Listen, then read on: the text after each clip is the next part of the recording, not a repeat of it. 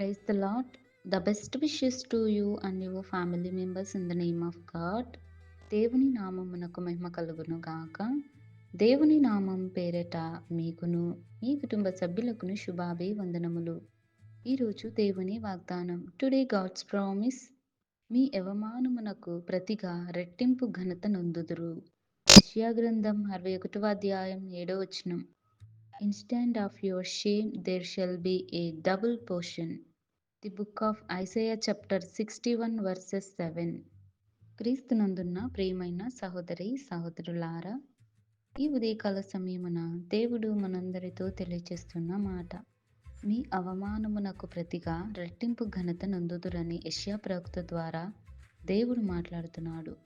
చూడండి, దేవుడు ప్రతిరోజు ఒక్కొక్క వాగ్దానం ద్వారా దేవుడు మాట్లాడుతూ ఉంటాడు. మనం వాటిని మన జీవితాలలో జరిగేలాగున మనము కూడా ప్రార్థించుకోవాలి.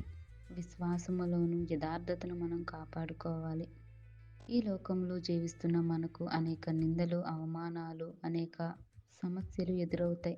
కానీ వాటిని బట్టి మనం ఓర్పును, సహనమును కలిగి ఉండాలి.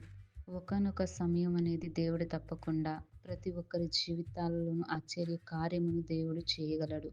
మనల్ని ఎవరైతే అవమానించారో, నిందించారో, హేళనగా మాట్లాడి ఉన్నారు, దేవుడు తప్పకుండా వారి పట్ల తీర్పును తీర్చి మనకును న్యాయమును జరిగిస్తాడు, మనలను ఆశీర్వదిస్తాడు.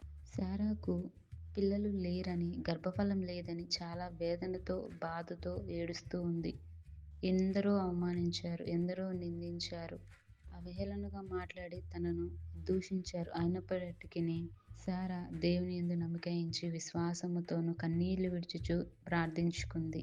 దేవుడు తన జీవితంలోనూ అద్భుతమైన కార్యమును చేసి దేవుడు తనకును ఇస్సాకును దేవుడు అనుగ్రహించాడు.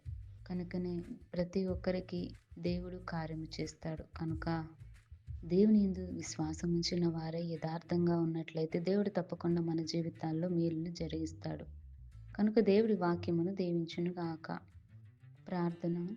మహోన్నతుడా, సర్వాధికారి, సర్వశ్రేష్ఠికాధికార కర్తవైన మా యేసయ్య, నీకు వందనాలు, స్తోత్రాలు తండ్రి. ఉదయకాల సమయంలో మాతో మాట్లాడిన వాక్యానుసారమైన జీవితాన్ని మాకు అనుగ్రహించండి. అవమానాలకు, నిందకు ప్రతిగా ప్రభువా రెట్టింపును ఘనతను మాకు దయచేస్తానని వాగ్దానం చేసావు ప్రభువా.